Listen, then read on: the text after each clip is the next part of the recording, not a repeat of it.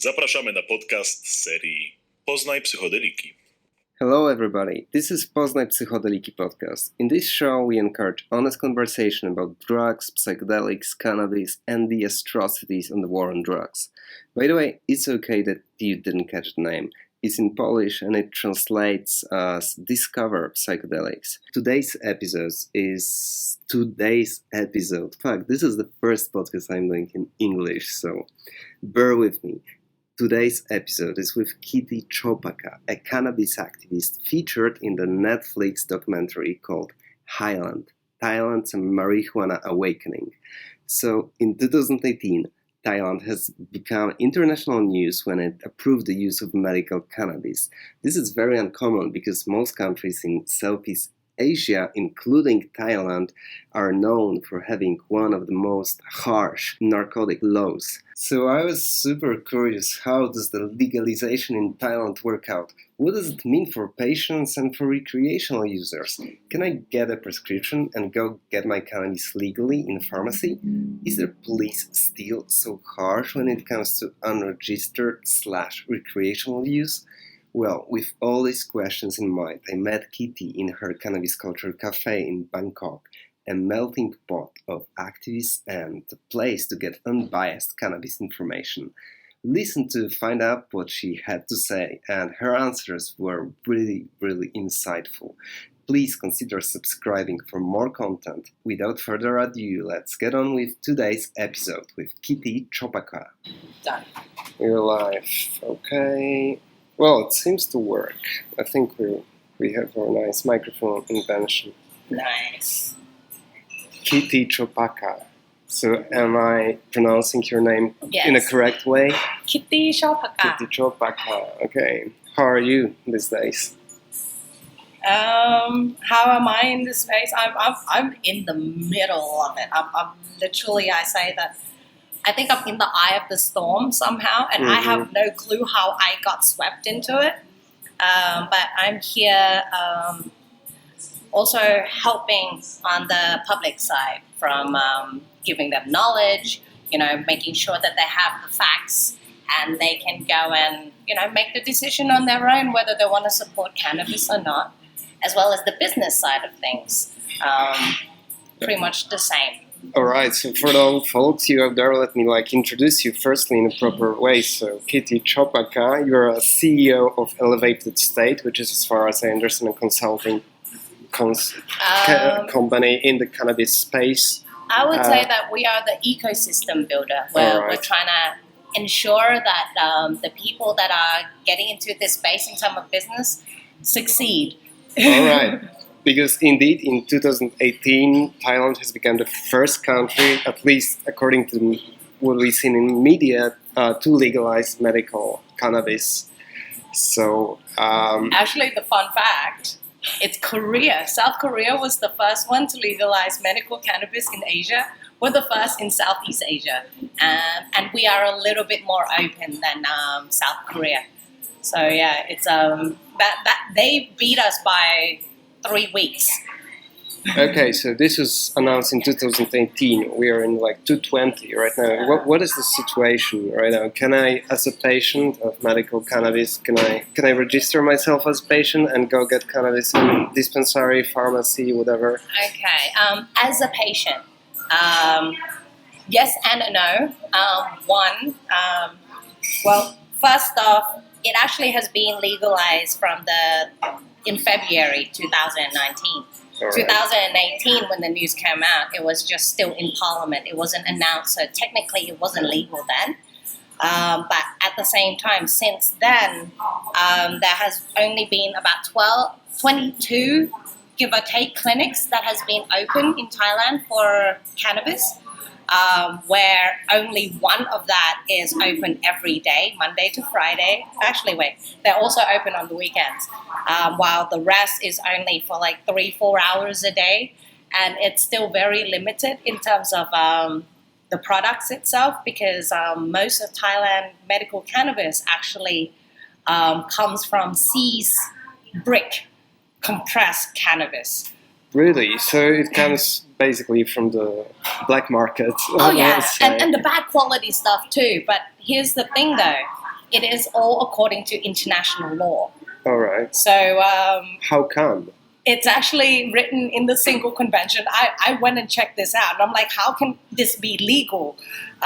It's legal in Thailand, and it's also legal internationally, because in the single convention it says that seized product can be distributed back onto the public legally. All right. There's a clause in there, and it blew my mind. Like, so right now it's crazy. It's almost like the police has an incentive to raid for Oh, cannabis yeah. to Like- get it back to the.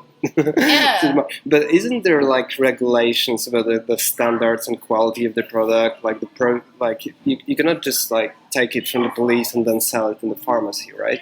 no, and normally this is the whole process of processing is monopolized by the government for the next 5 years, starting from February 2019.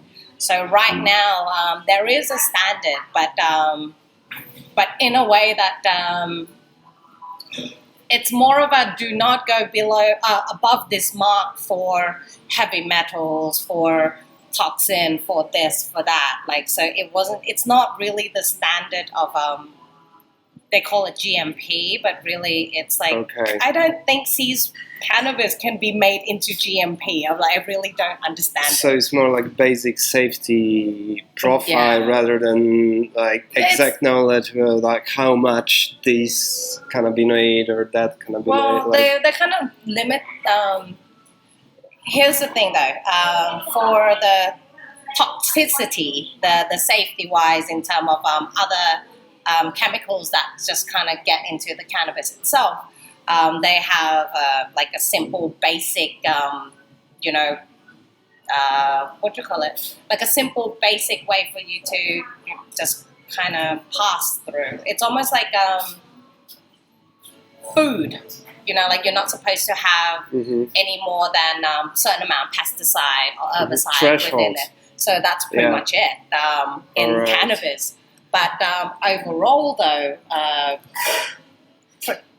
production is still very limited to what it is quoted.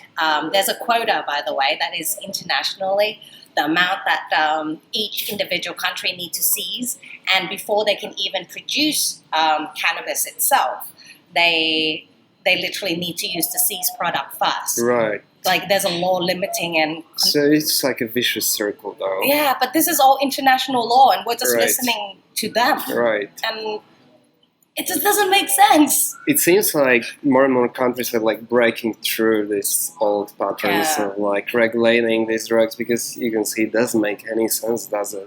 No. All right. So, what is available for the people in the pharmacy? What is the end product? Is it like flour? Is it oils? Okay. It's not available in pharmacies. You will be, when you go to the clinic, you will be prescribed from the clinic itself. Okay. The only products that are available right now are 5 products. One is a Thai traditional medicine. It's a special recipe. I think it helps for sleeping, if I can recall, and it comes in like a powder form. Thai traditional medicine do use cannabis, but mainly the leaves. So, and it's only as a part of the ingredient. While there's 3 other medicinal level, that is in terms of applied medicine, which is THC by itself, CBD by itself, and THC and CBD 1-to-1. That is produced by the government pharmaceutical organization. And then the last one is a Thai traditional medicine recipe that is available for being part of a research. So that one is a little bit more open to ailments, while the 3 formulas are only limited to, epilepsy, nausea from chemotherapy, and I think there were a couple of other ones. Like, I just keep on mixing up all the different ailments, because different formulas have their own required, you need to have this, and this for you to get prescribed. In terms of difficulty of getting it, foreigners kind of almost no chance because it is a special access scheme. So in a way, it's a big research, and if you don't live here permanently, they can't get research data from you. So that's why it's still kind of limited to residents. Okay, so we still can operate in this research. It's still very much level. Sphere compound, and so we were testing and trying, seeing how it works out. So, and what is the end game for the government right now? The current Thai government. What do they want to achieve? What do they have in mind for Thailand in a couple of years? Like, probably learn how to regulate it more because, they see that there's opportunity in terms of money wise, but at the same time, it's it's so new to them that they need time to actually learn about this. Like, they still get the whole CBD, THC wrong. They still get all the, they keep on mixing up indica and sativas and hemp, and there's a whole jumble of, and it's not just the politician that doesn't know. The reporters, the journalist has no clue. The general public, basically. Oh, yeah. Okay. And it's worse when it's the people that other people listen to, especially like news, actual newspapers having reporting that cannabis is being lifted and people will now grow when it's actually hemp. Mm-hmm. And it ended up being really annoying as someone in my position because everyone is asking me cannabis is legal now, and I have to tell 30, 40 different people going, no, it's not, they meant hemp, fake news, and it just keeps on, it makes our work a lot harder instead of just go in, let people know of the information that they need to know. Ended up I have to go and fight fake news. Right, but it's years of brainwashing, though, in the culture, I'm not sure, but I think Thailand followed the path of the Western countries that criminalize cannabis altogether because of the conventions and because of the U.S. lobbying for that in 50, 60 years ago. The funny thing is, cannabis has been illegal in Thailand way before the single convention. Really? It was way back in 1922 or something. Because it was around the time of kratom that was illegal as well. So they actually made it illegal a long time ago, but it wasn't enforced though. Kratom, which is a native plant to Thailand. It is native plant to Thailand. There's only 3 countries in the world that can grow it, which is Thailand, Malaysia, and Indonesia. There's 4. There's Poland as well. Shout out! High five! Exactly. That's ridiculous. It's actually a very interesting plant with very good, very interesting properties. I used it a couple of times. I got it in Czech Republic, so it's kind of, in some sense, it has similarities with cannabis because obviously it's psychoactive, and it's also dose dependent. So in lower doses, it gives you kind of a stimulation effect, or in higher doses, it's more of a painkiller. A lot of old people here use it to help them for diabetes. Right. It lowers the blood sugar. So they'll put the leaves into hot water and drink it as a tea or just chew it. Right. So we do have our ways of using it traditionally as well in terms of kratom. But so is it still illegal, the kratom in Thailand, or it's illegal, but at the same time there's no criminal charge for possession and use. Not like cannabis. Cannabis, if you have THC in your system, you can go away for 1 year. In your system? In your system. What do you mean? Because you could... You will randomly get piss tested, literally on the side of the road. Oh my god! But is the criminal charge for possession or for the content in your body? For use. Oh, for use. If you have a joint on you, that's another. That's another charge. Yeah, that's another charge. So that's big because this is actually deeply penetrating people's own rights, and oh my god. And and getting piss tested. I don't like to say urine test because it is literally getting piss tested on the side of the road. All right. And they will the people who do that will actually trying to get money out of you. Right, because this is the end game to get the bribe, right? Oh yeah. So that one's probably not going to go anyway soon. But that's the thing. It's like there's a lot of unknown, and the stigma in Thailand is still very heavy because we are a industrialized and a agricultural country. So meaning that if you are not a part of the contributors of the society, meaning if you don't work because you're lazy using cannabis, then you are nothing. You Right. shouldn't be alive, like that type of thing. So that's where the view old, comes in. the old myths, just Yeah, like the- still fighting to Yeah, saying stay alive. silly things. same lies. Okay, that's crazy though, because in Poland there's there's clearly a criminal charge for possession, but the actual use, it's not illegal. It's not illegal to use drugs per se. It's illegal to possess even the smallest quantities, but the use. So it's not that bad. It's this is definitely worse because even it's easy to imagine a situation you actually like you're a patient, you get it from another country, then somebody tests you here. Yep. They don't know how to communicate. They don't understand your documents, or you don't have a prescription. Whatever. Like it Or can go. even if they didn't bring anything in, it's in their system. Right. Like THC does not just mysteriously disappear in a day. Right. And we've been trying to fight this. It's like, guys, this is science. Like you can't test something. Like say, if I go to the US, I enjoy it for like a whole month. It can still be in my system for over 3 months afterwards. Right. So that doesn't make sense, but they don't care. So do you think do you think the medical aspect of cannabis reform in Thailand, do you think it impacted some kind of like cultural attitudes towards recreational use?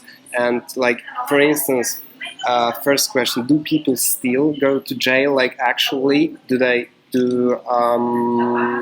it happening still? If you don't have money. All right.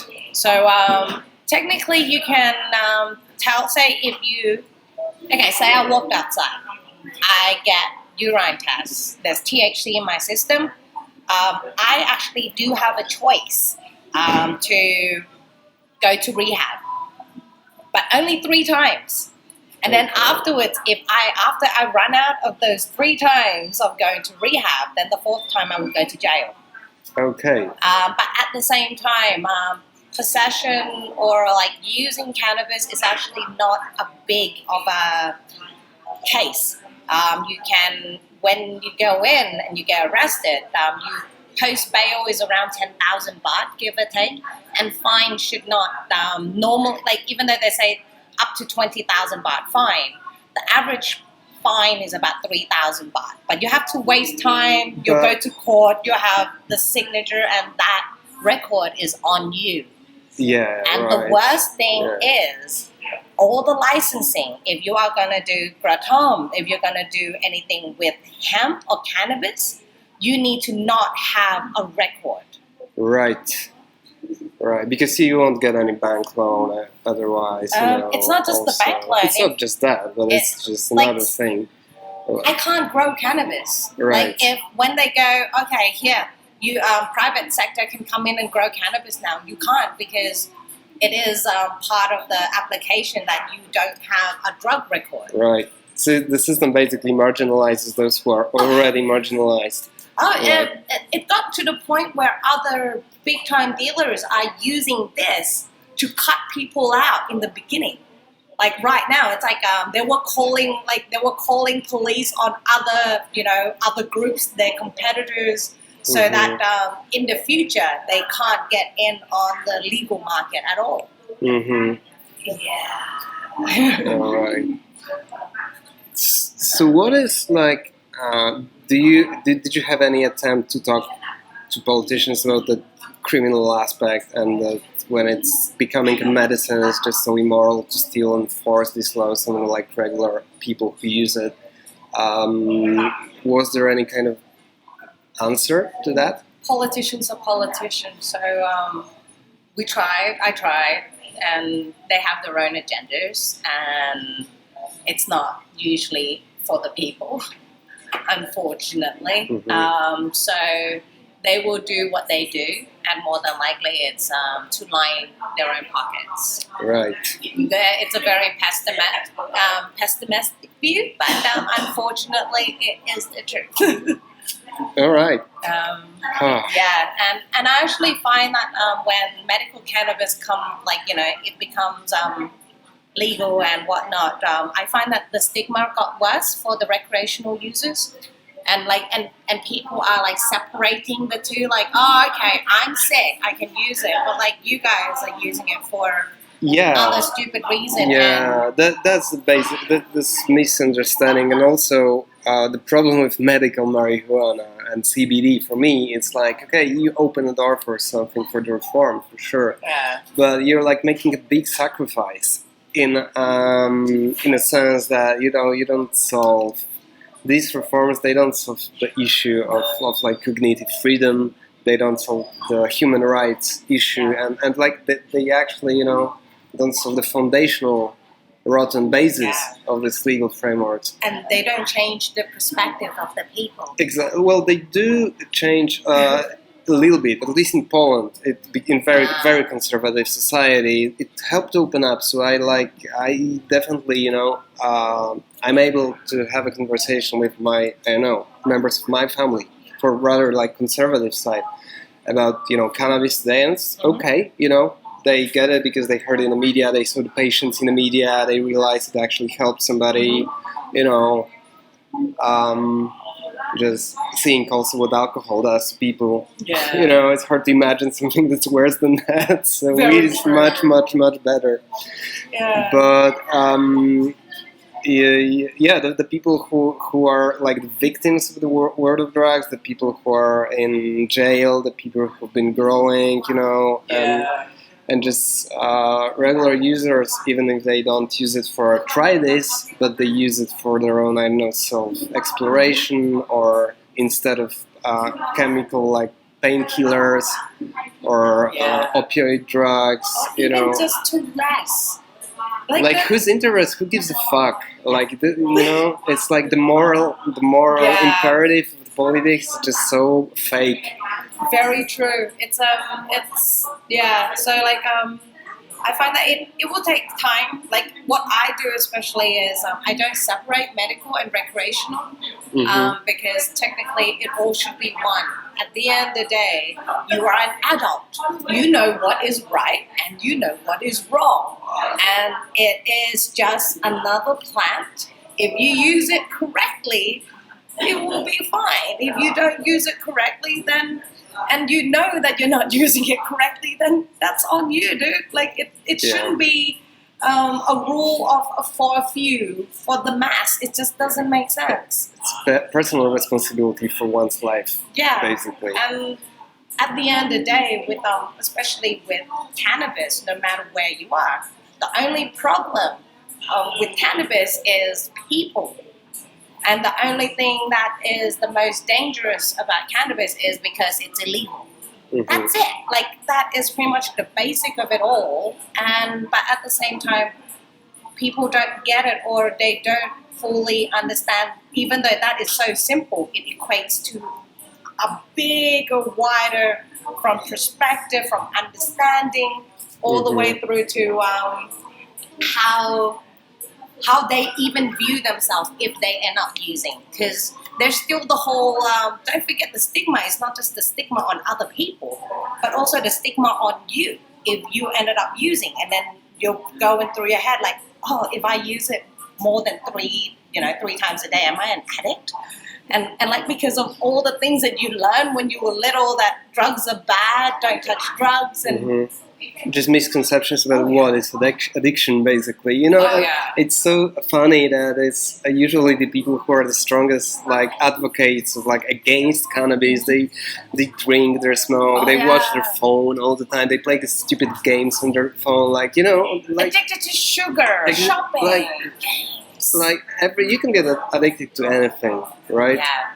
And I think we got it wrong as a society. We just fell into this trap that that there is a chemical compound that causes addiction, and you win with that by kind of like, fighting with yourself. And instead of that, you probably should focus, at least according to research, to establishing valuable connections with other people, having a goal and self-esteem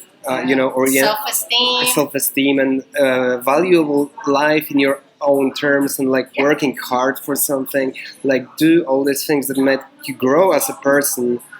And then that seems to be the answer, at least according to scientific research of people like Bruce Alexander. It's a professor that I once interviewed who designed this rat park experiment. I'm not sure if you're aware of it, but the basic principle was that our thinking about the addiction is based on all the experiments about the rats. So they put rats in cage and, in separated cages alone. The heroin one. They were giving them like cocaine and heroin, and like with nothing to do, the rats would just like sipping coke or heroin. But what he said, like he took this experiment and was like, okay, but these are social creatures. He just realized these are social creatures. So he built a rat park with like fun things to do for the rats, with another rats so they can socialize. And still, he put the drugs inside. But none of the rats was actually abusing that. Compared to the rates when they lived in separation. Yeah, they may go every now and again when there was like people say, okay, but we are not rats, we are humans. But like, just understand the concept. The underlying concept is the same. Yeah. When you're fulfilled and happy, you're in a better position to fight off any potential addictions. That if you're like alone, lonesome, separated, isolated, you feel worthless, and you don't take any responsibility for your life, then it's easy for you to fall into addictions, and that can be weed. I certainly know people who abuse it in that way, but that can be alcohol, porn, gambling, it can be sport. I personally know people who are who use extreme sport exercise as an escape, not to kind of like overcome. They overcome some aspect of physical aspect, but they're mentally, it's an escape. Yeah. But these, the general public, it's very hard to grasp this concept because it changes so much how you view the world. Yep. I think so. That's at least my conclusions of my history of cannabis that started like maybe 3-4 years ago. So before that, I would say rather a heavy alcohol user. I was like, I actually went through the whole my own personal journey because I've seen even when I was little what drugs can do to people, and it's not the user aspect. It was the because I come from like a poor family as well, and we were living like with my grandmother, with like cousins and aunties and uncles and whatnot, and one of the family was dealing meth.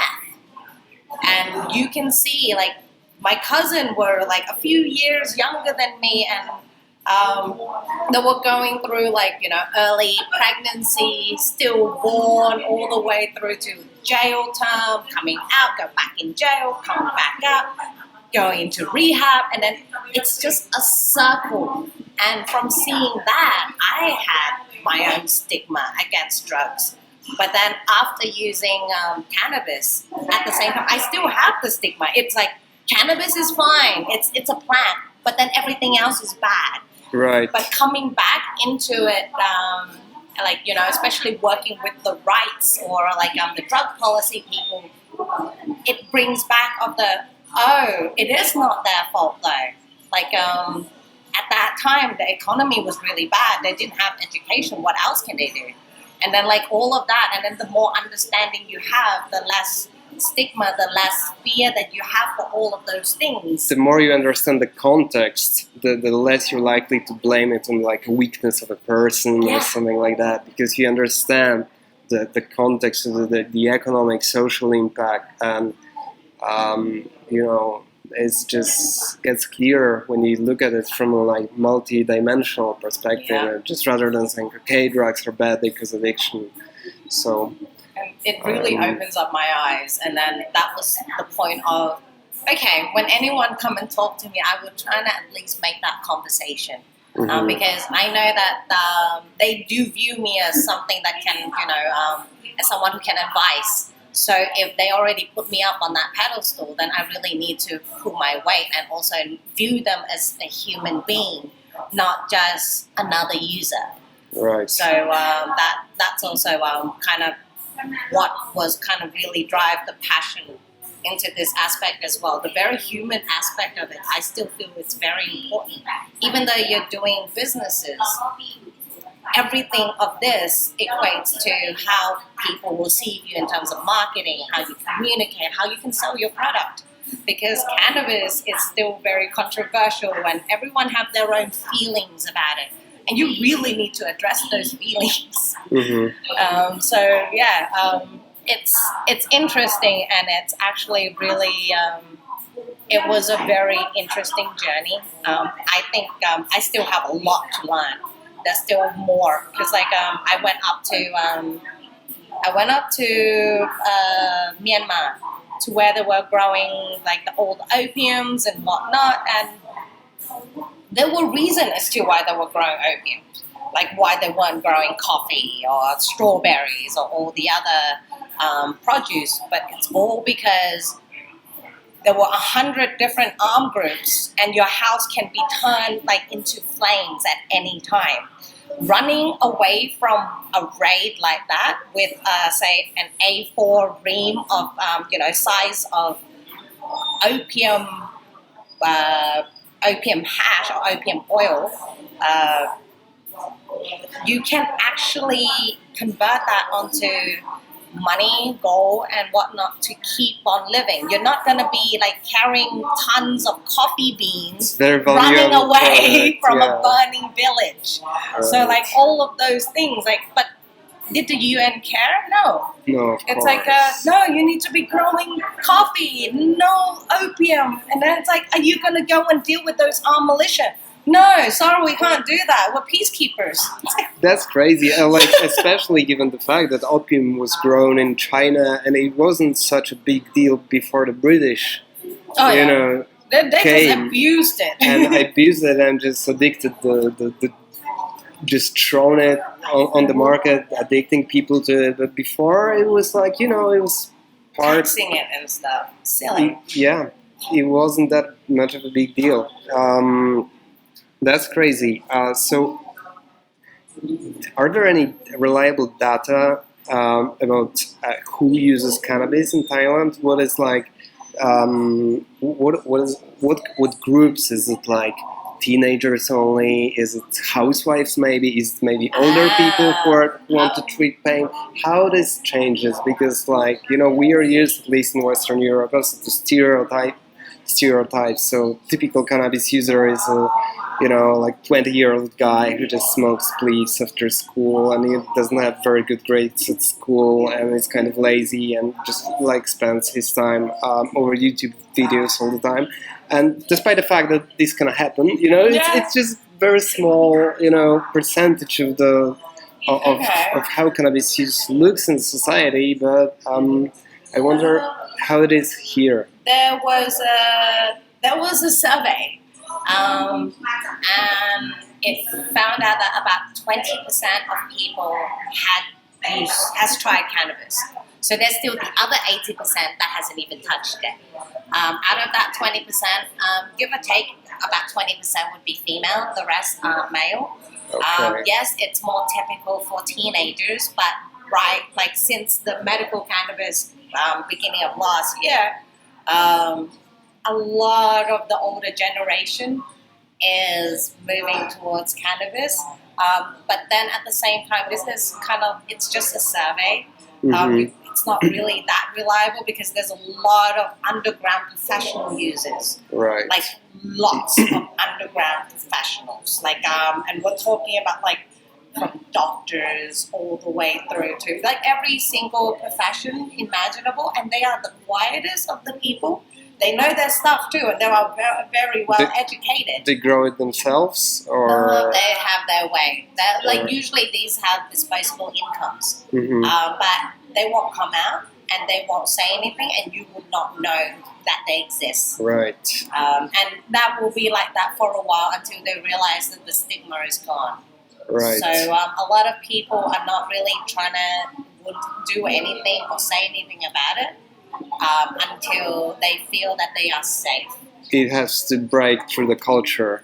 It has to break to a certain degree so they not feel judged anymore. Yeah, like I've CEOs and lawyers and police officers. Yeah, and of course. every single, like all of them. Every And it's like, this is cool. Yeah, But and we it's can't like do anything. We can't say anything, and because they are also in the position, they also can't say anything. Because as soon as they do, then they risk a lot, right? their careers, credibility is gone out of the window in an instant. right? It's such a shame that actually one group that has difficult access is the older generation. And I think cannabis is just a perfect drug for like seniors in the society because it treats pain, and it's better than eating painkillers every day. So it treats like bone things or arthritis, like They are multiple getting all sclerosis this. and potentially Alzheimer's. So it just helps with so many people that older people suffer. Yeah, I believe that cannabis is like the old people and the females drug. Right? Like, because like the whole like PMS, all your hormonal stuff, all that pain that comes with it all, and it's every single freaking month. And then like the whole other aspect of it, like hemp fibers, using that into like sanitary pads and all of those other things, because right now is mainly plastic, like Right. because it's kind of, we need a lot more women to get into this as well, because there is a whole other side of the market Right. where men can't see and they have no clue about that would actually be really awesome. This is probably also why a lot of American cannabis businesses are actually owned by females, Mhm. and because they just go, oh, I have my niche, and okay, you boys fight about the smoking stuff, fight about all of those. I'm gonna make like tampons that would make females feel better during those time of the month, like, Right. and that would sell out crazy because it's exactly what women needs. Right.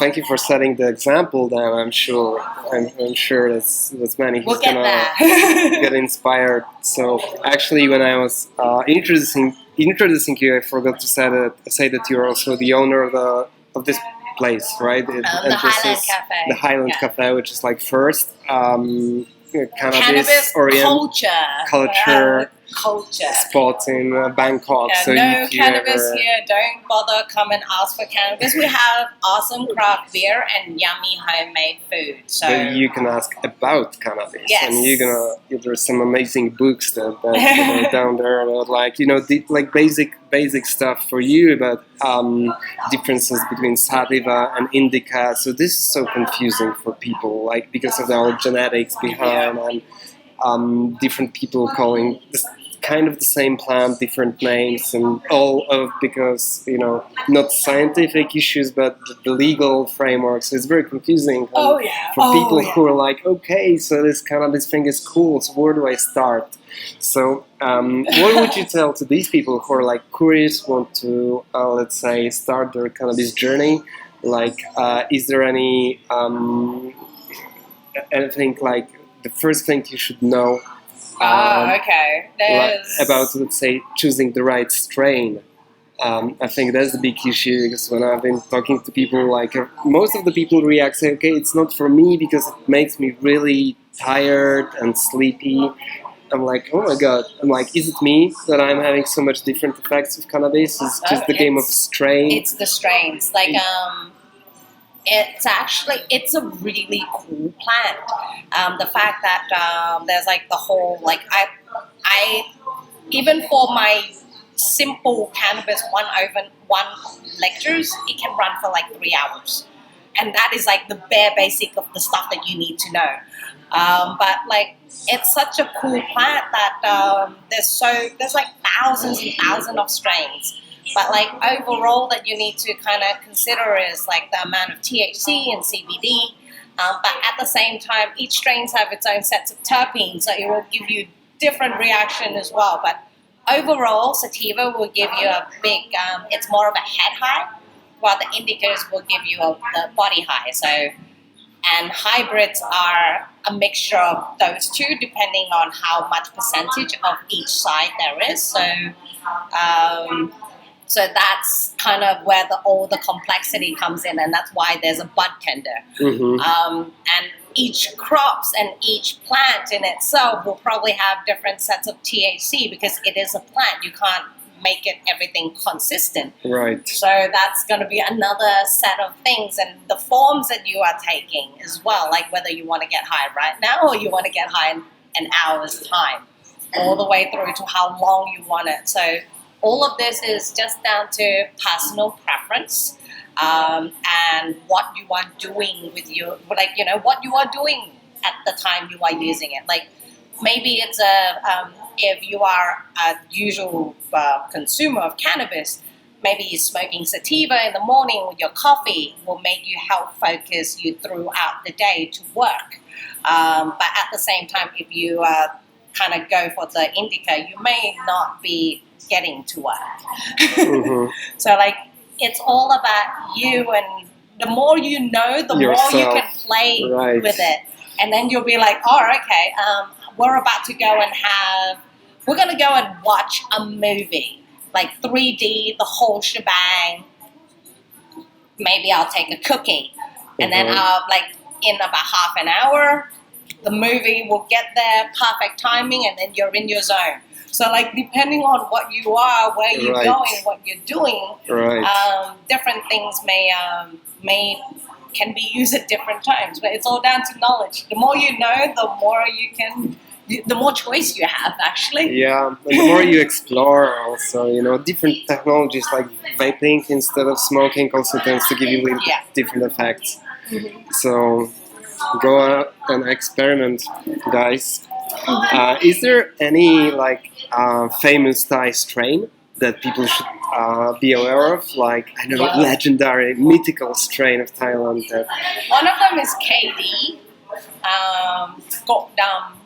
It's actually a name of the local breeder who's been breeding for like over 20 years. I'm actually on my way to go and see him on the island this weekend. So it's actually it's a Thai haze, and it does get a little tinge of purple in there as well. So sativa dominant. Oh, it's definitely sativa dominant. Mixed with a few other things. I have no clue what he mixed with, and more than likely he's probably forgotten what he's mixed it with. But overall, it's actually the mother is a Thai. So it's outdoor. It's nice. It can grow to about 2 meters. It's not too tall. The flowers are a bit loose, but lots of tight little ones. But depending on how well you grow it, it can actually come out really nice buds. Is it a little bit different attitude on the islands? If you go like more rural in Thailand, is it like easier to like grow stuff, for instance? Or yes and no. The DEA are constantly. I heard about on the island there are some even bars that put joints in their menus. So I assume they're just paying off the local police, and it's like it functions like that. Right? But the problem with those things is as soon as the police commissioner or the head of the police change hands, then that's when the arrest starts again until you come up with another set price, and then the deal goes back in. Yeah, this is corruption 101. It's also needed to be known if you're going to get into cannabis 101.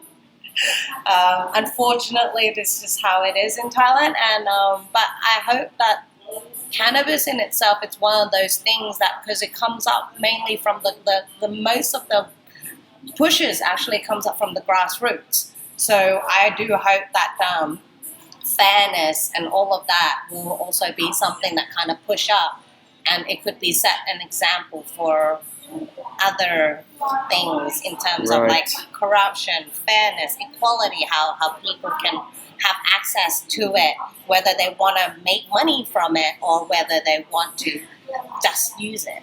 Do you think people will be able to grow at home in Thailand? 8-10 years time, like 18 years. Like wait until recreational comes out, and then more than likely, I don't see growing at home anytime beforehand, unless it's like a specific CBD strain, and you have to get that particular strain License from the government. thing. And blah, blah, blah, blah. So it'll be very, very tightly controlled. All right. So to sum up, the future is rather bright for Thailand. I would say perhaps it's not gonna happen like in the next week, but over the next few months. How would you sum I it find up?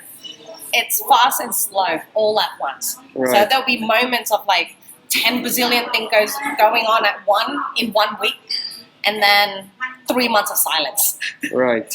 And then it'll go on again. So I actually do see it not too bad. Like this year hemp is coming out, so more than likely hemp production and whatnot will start next year.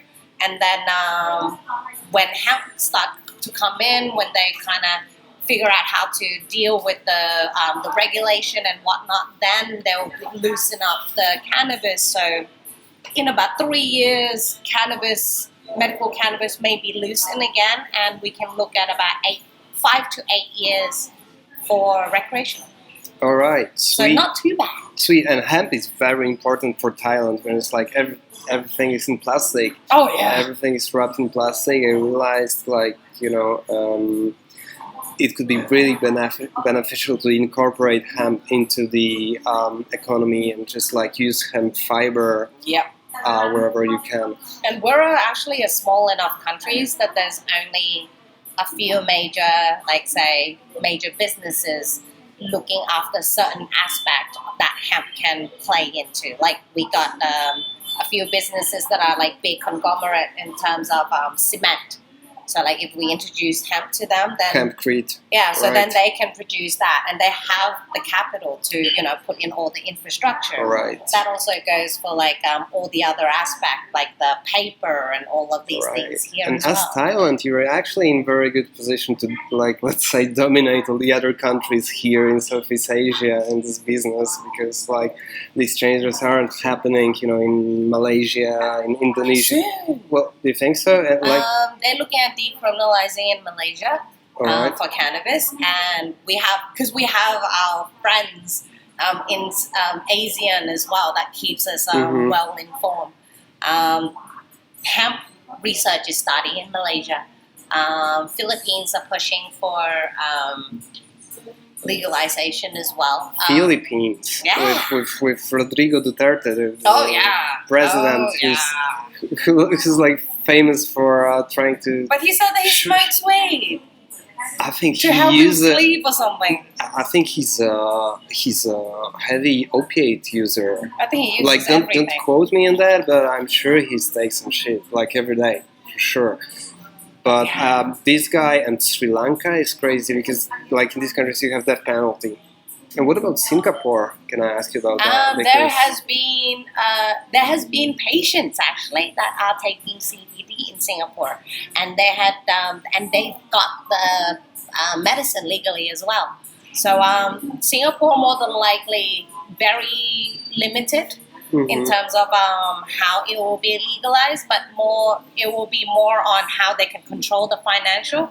Because Singapore always want to be able to control the money within Asia. India has already started. They already opened up their first dispensary. Australia is in on the game. More than likely, they will be the biggest hemp seed producers in terms of food. New Zealand is their rule should be out by the end of this month in terms of medical grow, in terms of medical overall, and they're having a referendum at the end of the year for recreational. So that could be opening up soon.